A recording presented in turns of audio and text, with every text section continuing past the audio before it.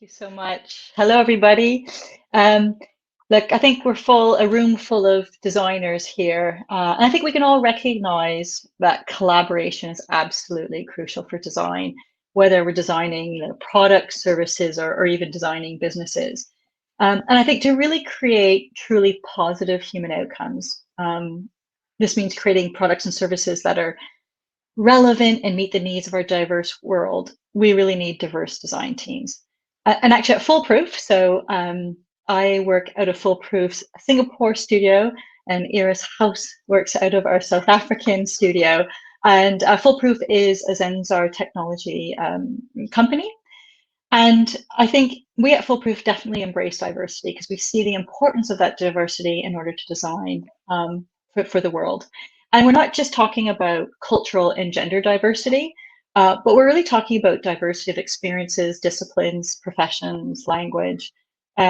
And let me tell you, as a Canadian who lived in the United Kingdom for 18 years, now in Singapore for 2 years, even though we all speak English, I very quickly realized the same words don't always have the same meanings. And this is what makes collaborating with diverse teams even more interesting. So I can say Iris and I definitely went on that collaboration journey across different cultures and languages and time zones in preparing for this talk today. And so we really like to share some of our learnings with you guys. But I think we're not just talking about time zone differences when we need to collaborate. I think it's really fair to say COVID has changed the world for everyone around the globe. And with this, some of the problems we face have also changed. So the constraints have changed and everything seems to have increased in complexity. And these complex problems we really can't, solve on our own. So that's why collaboration and radical collaboration is even more important. And I think as designers, we need to collaborate with a breadth of expertise and knowledge, not just within our own organizations and our own disciplines, but we really need to be thinking about how we collaborate with our clients, both internal and external, how we collaborate with our customers and our vendors and what we do. So to help us collaborate effectively, there's 3 things Iris and I feel we really need to be thinking about. This is what we want to share with you today. 1, we need to align on what we're doing and how we do it. 2, we need to understand ourselves and how we work with others. And thirdly, we need a bit of resilience and ultimately trust so that we can work effectively together. So we're going to be touching on some of the hard and soft skills to help everyone here have productive collaboration with their diverse teams. So collaboration is not new. So as practitioners, we know that design thinking is iterative, it's flexible, and it's focused on collaboration between multidisciplinary teams and the users. So this image is slightly tongue-in-cheek. This is what collaboration looks like. I'm sure we've got a plethora of images like this scattered through our presentations. It's a bunch of people in a room standing around a whiteboard, pointing at things, huddling together, solving problems. Now it looks a little bit more like this. So it's a mess in Miro and a bunch of video calls, or a Miro and a mess of video calls. So this is one of our least messy Miro boards. But it's still collaboration. The only difference is that the room has changed. So radical collaboration, according to Bill Burnett, who is the co-director of the Life Design Lab at Stanford, says that it works on the principle that people with very different backgrounds will bring their idiosyncratic human and technical experiences to a team. So this is why he says he teaches it to, he teaches design thinking to students in multiple fields: engineering, business, art, and law. And what he says is their abilities as a team far exceeds what an individual can do. So the thinking is the more diverse perspectives you have, the more holistic you can capture needs or problems to solve, and the more ideas you have to select from during idea prioritization. So diverse is actually the most important word here. So it's diverse in disciplines. So admittedly, often we're just a bunch of designers in a room trying to solve a problem, but that is actually excluding a lot of other disciplines and a lot of other perspectives that other disciplines bring to the table.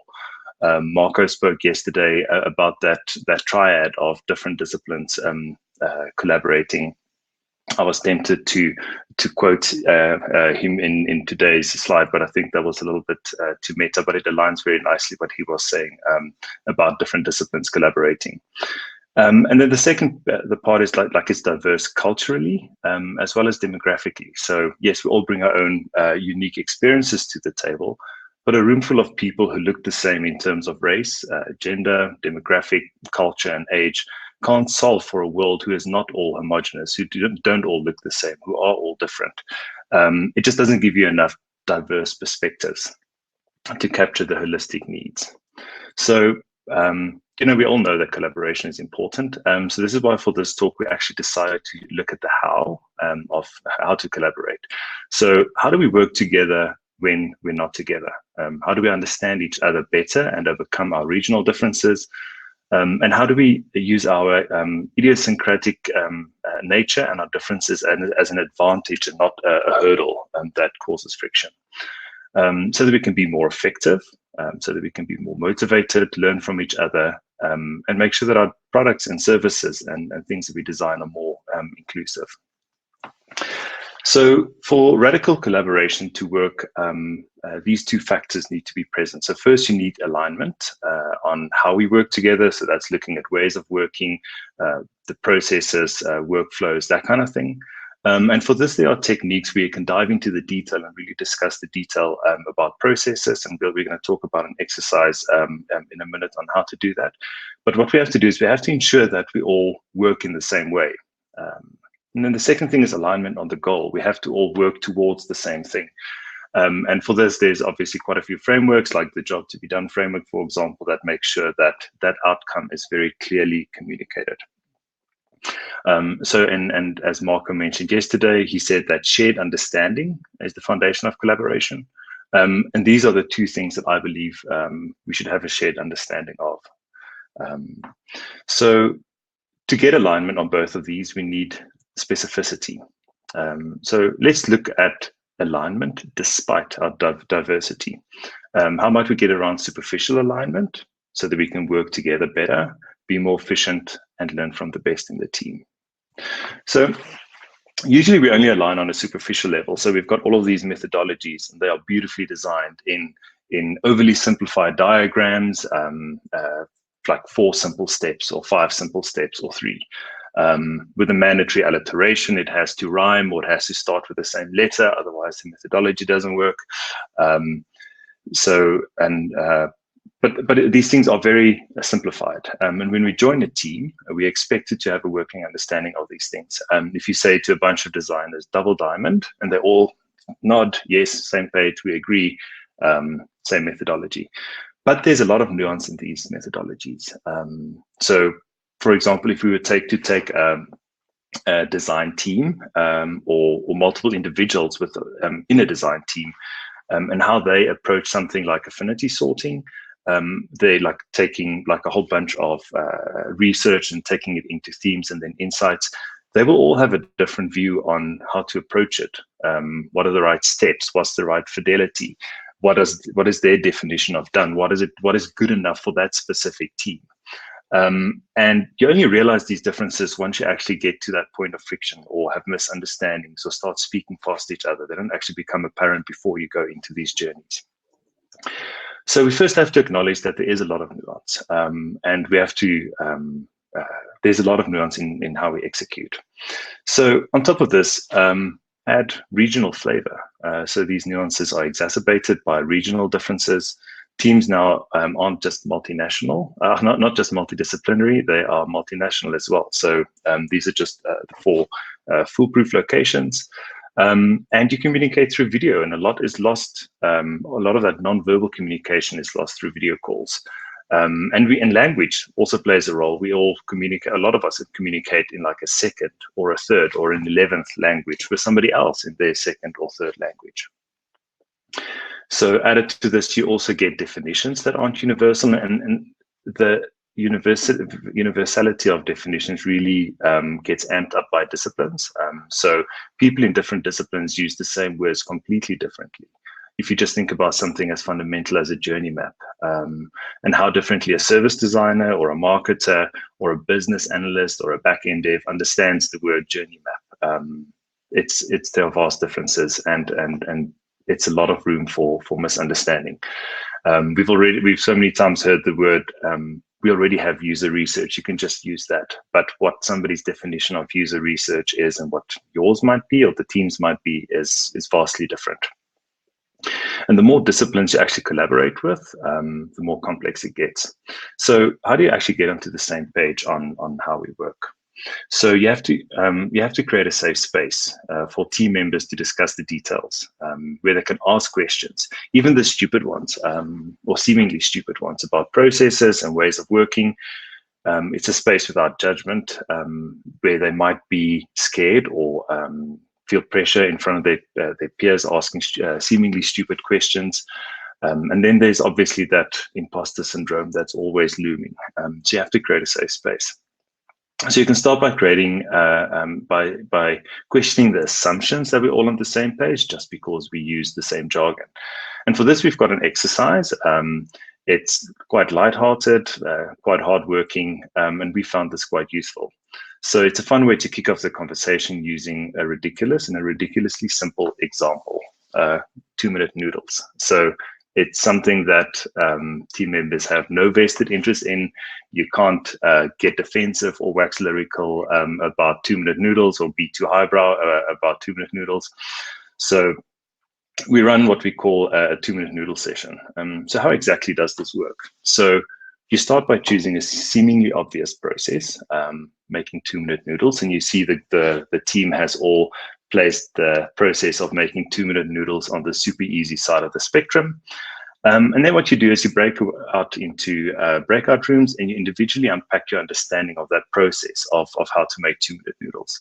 Then as a group afterwards, you come back and you kind of compare your process and you compare your variants, and you'll actually see that in something as simple as that, there's an enormous amount of variance. Allow them to poke fun at each other. This is the one case where flavor shaming is entirely allowed. So it's just quite a fun exercise for them to realize that they do have idiosyncrasies. Now with a team in the right frame of mind, after accepting that they are idiosyncratic and that it's okay to be different, just go through a process of listing all of the processes in the team that the team thinks they can align better on.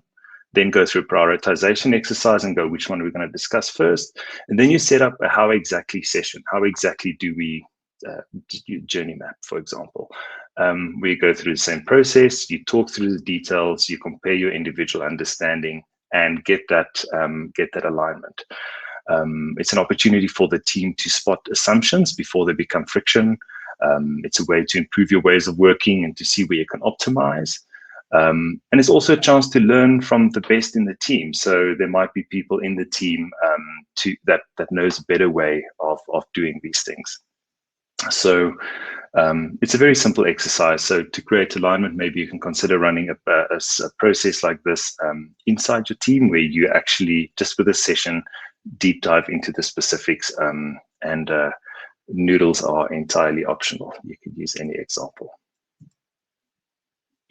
Great. Yeah, so that's a really great way of, I think, helping create safety for people to ask questions and, like you said, not assume. And I think that safety is also helped through empathy. So I think the more we understand ourselves and the group and the diversity we'll have, hopefully that means you can, talk about your noodles in different ways and not worry about imposter syndrome. So definitely try making noodles together. It's really worth it. The other part of helping us collaborate is thinking about empathy. And I think, empathy is used a lot, just like design thinking is used a lot in our industry, but I find often it's misunderstood and overused. So when we talk about empathy and the role in helping you to collaborate, we really like to break it down into two concepts to help you think about empathy. One is around self-awareness, and the other one is around social awareness. So when you think about self-awareness, you actually have to look at it in two lenses. So your internal self-awareness. So how clearly do I see and understand my own values, emotions, and aspirations, and the impact that they might have on others? But external self-awareness is also around so how accurately do I perceive how others see me? And then finally, social awareness is really about the ability to take the perspectives of others, empathize with others. So if they approach noodles in a different way, to understand social and ethical norms of behavior. And I think in order to understand others, you really need to understand yourself first. And this means being really aware of your own emotions and behaviors and how they might impact team collaboration. So like consider, what is it you're saying or doing in a meeting or in a discussion? And what impacts that having on the team? So is that opening up? So if you think of the double diamond, that convergent thinking, are you opening up those conversations and exploration, or are you closing them down? Also consider what you're thinking and feeling. So what are you bringing into those conversations, and how is that impacting your understanding of the team? Are you ready to question your own reality? Are you ready to look at things in a different way? And it's not always easy to do, but there are two things I try to do to help me think about my own self and social awareness. So just a bit of a caveat before I share some of these tips with you. I'm not a psychologist or a life coach, but I do read a lot around different psychological frameworks, and I think they're quite useful to help us sort of, raise more awareness. So the two things I do is, what am I bringing to the meeting, and who am I bringing to the meeting? So let me start off with, what am I bringing to the meeting? It's very technical, so everyone has to become prepared. You need either physically being together, or like this is a Zoom call, and you need your thumb. Quite simple, actually. And at the beginning of the meeting, I usually begin the meeting and I start by saying, okay, guys, we all bring different things with us to meetings. They're neither right or wrong, they just are.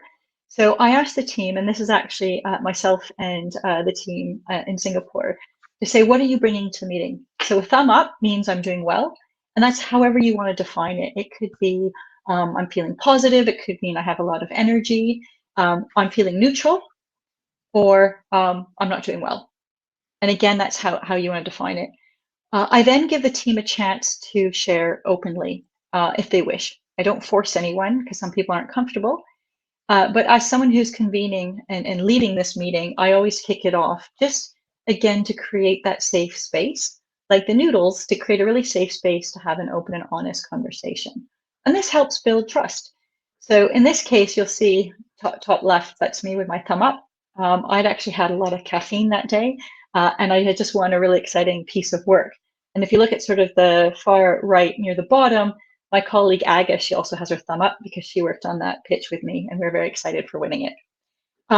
And actually sharing that openly with the team was really, really good, because I looked at the team and I saw there was a lot of people like this and like this. And I thought, goodness me, okay, I need to take a real deep breath, just slow down. When I see people's energy sort of, flat or down, it means that sort of energetic cheerleader that I can be sometimes is not what people need. What people need is a safe space to just really be heard. So being aware of my own energy and the energy of the group helped me regulate my own emotions and energy to help make sure we get the most out of our conversation. So the second exercise I like to do is called, what I call, who am I bringing to the meeting? And this is actually based on transactional analysis. And it's a psychological theory that was developed by Eric Berne in the 1960s. So if what I share with you think might be helpful, I do recommend you read a little bit more on it. But it really starts to explain why we think, act, and feel the way we do. And for me, I find it's quite a straightforward way of thinking about it, and how you can use it to really think about your own self-awareness. So what it states is there are three ego states. There's parent, adult, and child. And we all unconsciously activate these different ego states in every conversation we have. So the parent and the child egos are based on our past experiences. The parent state is where we often mimic like the attitude and behaviors of our parents. And actually, I'm in the middle of home-based learning with my daughter, and every now and again, when I'm getting frustrated, I can hear my father as I speak to her around, just apply yourself. But that isn't really helpful. And the child state is what we bring based on the feelings and behaviors we had as children. But that's all based on past experiences, not what's actually happening in the present. The adult ego state is based on the present. And this is our ability to sort of stop, think, and act based on what's actually happening in the moment. So for example, an adult would normally ask questions in a meeting to understand, so to deepen their understanding about whatever the discussion is or whatever you're collaborating on. Whereas a critical parent, on the other hand, might question to prove that they're right and to prove a point. So it's less about them opening up, they're like closing it down. So whenever someone initiates a conversation with you, think about these states, and it may help you understand how others respond. So I'm going to actually share an actual situation that happened to me. So being vulnerable here, sharing something that's actually happened. So a few years ago, someone I managed came up to me and said, "Hey, Leslie, I'm not able to affect change." And when he approached me, it felt like, okay, we're going to have an adult conversation. Then he kind of said, because no one's listening to me. You can almost imagine this kid stomping his feet. No one's listening to me. And I'm like, ooh, this is a bit of a child conversation. Okay, how do I shift it from the difficult child and move it back to an adult conversation? So I tried a statement that I felt was matter of fact. And so I sort of said, hey, okay, why do you think that is? Why do you think people aren't listening to you? Let's see how we can unpack that. And then we started open the conversation again. Then he started saying, well, I need a promotion. And if I had a job title, people would do as I say. And, they have to, no one's doing what I'm telling them to do. And he started to go back into the difficult child. And the conversation continued like this. And then all of a sudden, my difficult child came out. And quite miraculously, this conversation completely broke down. And I could hear myself saying, what language you use, you need to be more open. And I thought, oh my goodness, this is not helpful. So I very quickly realized I needed to be more adult and less critical parent or difficult child. And it would have been a lot more helpful had I said things like, hey, how might the job title help you? What other options are there? And I'll be upfront, this is something I'm still working on today. I still find myself falling into some of these less constructive ego states in conversations. So when you're about to collaborate internally with your team or with clients or other disciplines, really start to think about what are you bringing to a meeting and who are you bringing to that meeting or collaboration session. And that really help raise awareness and help you see what otherwise you probably might not have been able to see, and help you really listen openly. It will really help. Yeah, it will really just help you guys get better outcomes. The other thing I think we need to think about to help us become aware is also we need to think about resilience. And I think this word's becoming used quite a bit as well. We're seeing it in education. It's one of those 21st century skills that we're seeing our children starting to learn, which is really important. And that resilience will help you question your own reality and question your own world, and create a bit more safety for yourself. So particularly when we need to take critique from each other and challenges from each other with that growth mindset. So this will help you do that. So we talk about diversity. I'm going to bring in, I started out in sports science and sports psychology. So let me bring in what I learned from that. So to help us be our best self and collaborate as a team, I think what we need to do is create a bit more stability. So yes, I am a walking stereotype. I'm Canadian and I play ice hockey. And when I first started playing ice hockey, I used to stand up quite straight with my feet close together, and any little nudge from a fellow or opposition teammate, I would fall very quickly on my rear end, and it hurt. And so very, very quickly, I learned that I needed a wider base for more stability. So with that wider stance, I was able to resist an external force. So someone coming at me, that nudge, I could resist. However, sometimes that force coming towards you might be much bigger than you. So I play in a mixed league, and some of the men are much bigger. In fact, I had one guy who's the size of a fridge coming at me. And in that case, I don't really want to resist because he's going to knock me flat on my butt. So in this case, the stable base, that wider stance, is really, really helpful because it allows me to react with intent, with purpose. Okay, I'm either going to resist this challenge or actually, no, I'm going to change direction. And this really helps us reframe what we're doing and really shift our thinking. Now, I think it makes sense for anyone who plays sports or dances or does a lot of movement, you can get that. But how do you then apply this to something that's more about emotions or more around sort of emotional state and cognitive states? So there's something else I like to bring in from sports psychology. And this is about the comfort zone, which is something we use in sports psychology, coupled with the Yerkes-Dodson arousal theory. And basically what these theories are saying is everyone has a comfort zone, or a zone where they feel comfortable and they can perform optimally. Too far outside of that comfort zone, you might choke, or staying in that comfort zone, you just remain static. You never learn and grow.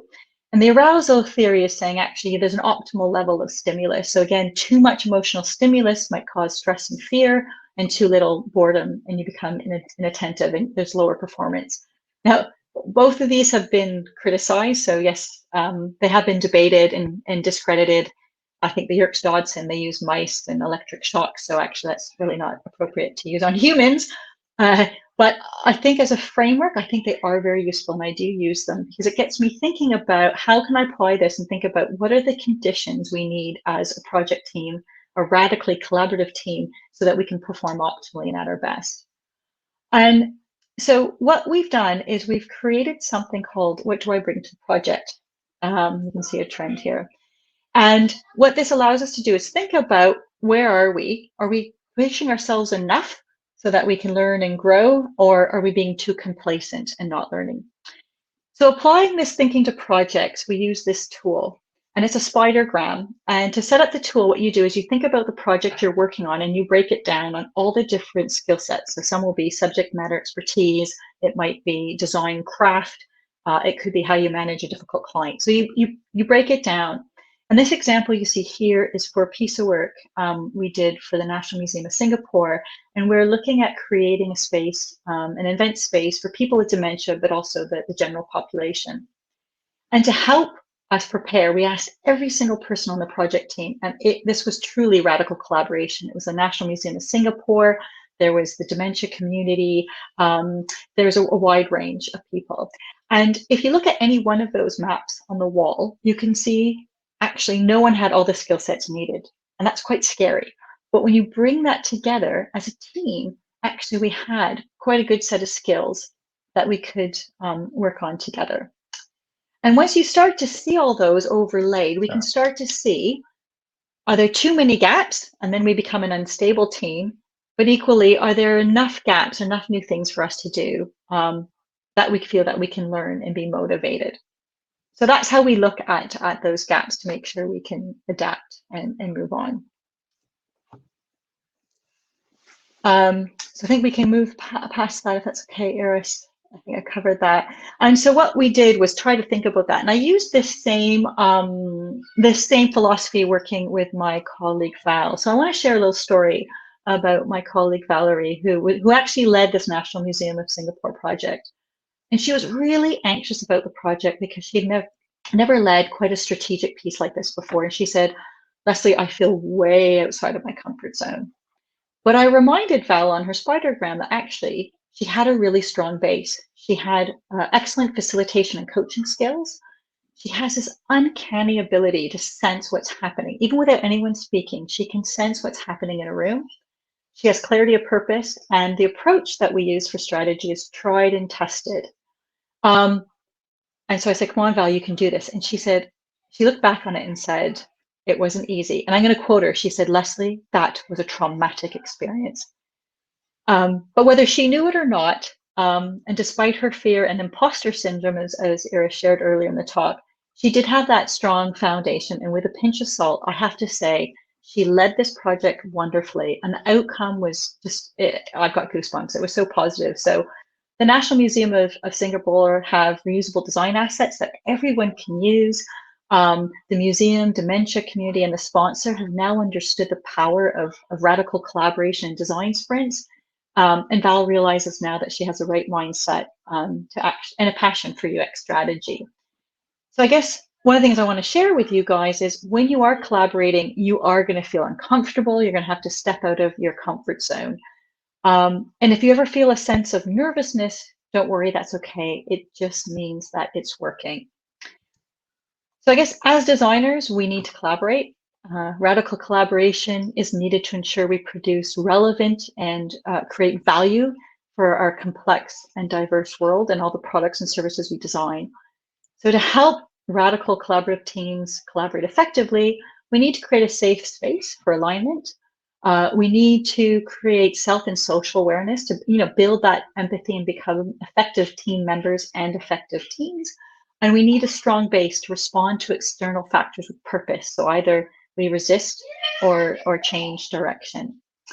And I actually have to say, Iris and I went on this journey together to collaborate across borders, across cultures, and build this talk for you. So what I'd like to say is, if any of this talk resonated with you, if you like the idea of radical collaboration, empathy, resilience, we'd love for you to join Foolproof on our journey and in South Africa. So thank you. We'd love you to join our journey. And if you're looking to join Foolproof, we are hiring in South Africa. Thank you, everyone. Thank you. Thank you so much for that talk, Iris. Thank you so much for the talk, Leslie. Absolutely awesome. Lots of great insights. And I think especially in this day and age where many of us are working from home and trying to manage the remote ways of working and especially collaboration, talk like this is definitely welcome. So just before we jump into any questions, I'm going to please ask everyone to record the questions in the ask a question component below, but also just to take note of screenshot the information on screen. Reach out to us, reach out to Leslie. We've got Chris. Chris, I don't see. That's so funny because Chris was easy. He was commenting in every other talk, but he wasn't saying. I was waiting for him to say something. It's Chris as well from Foolproof. Please reach out to him. The Foolproof family is absolutely awesome. So we've got a question from Chris. Go team Foolproof. Working together across countries and time zones, do you think there is a need to keep fully remote teams after COVID? Seems like working together remotely might be more productive. Chris, that's a very good question. Thank you so much. I think there's a time and place for working remotely and physically together. I think you're right. There was a time where I think as designers, we said for collaboration and particularly to spark inspiration, you need to be together. From my personal experience, I think it helps to have had the chance to physically be together to build that deeper understanding. So we talked a lot about nonverbal communication and empathy. I think you get a bit deeper in that understanding when you're physically together. So I think you can build that rapport a little bit faster. So there's another framework I like to use, which is called forming, storming, norming, performing, and that's for team performance. So you can go through those stages faster when you're physically together than when you're remote. But I do believe these tips that we've been using over COVID and collaborating with our clients, my goodness, we went through a massive collaboration with clients and their vendors and ourselves across almost every Foolproof studio around the globe. It did really help. And that's where we came up with some of these things that we're doing to try and go, how do we expedite that learning? So you can do it remotely. I do believe if you can kick off a program where you could be together physically for a couple of sessions, and then I think it's easy to work remotely after that. I think it is also.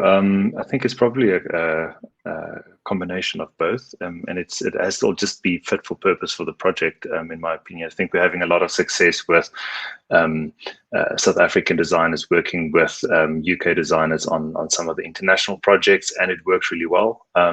Funny enough, I actually have not met the majority of the people that I've worked with in person. For all I know, they don't have anything below this. They might just be talking heads, but it worked, and it really feels like I've got quite a good connection with the people. It really feels like the people who I work with, they're a big part of my life, even though I haven't met them. So it is definitely possible.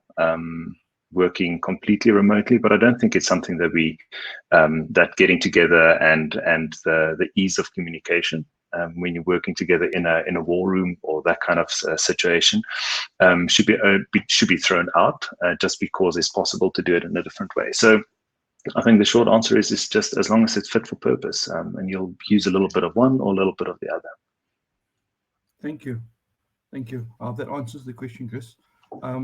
Quick question from my side. So, in relation to empathy, I've sometimes heard the argument, especially in the last year, that with regards to empathy, that that some people are misrepresenting it because they lack the understanding or the feeling. And with what the model that you've highlighted, and also working remotely, have you? I mean, are there any challenges you've highlighted that you can highlight in relation to empathy specifically, and you know, challenges that you've seen or challenges that you overcome?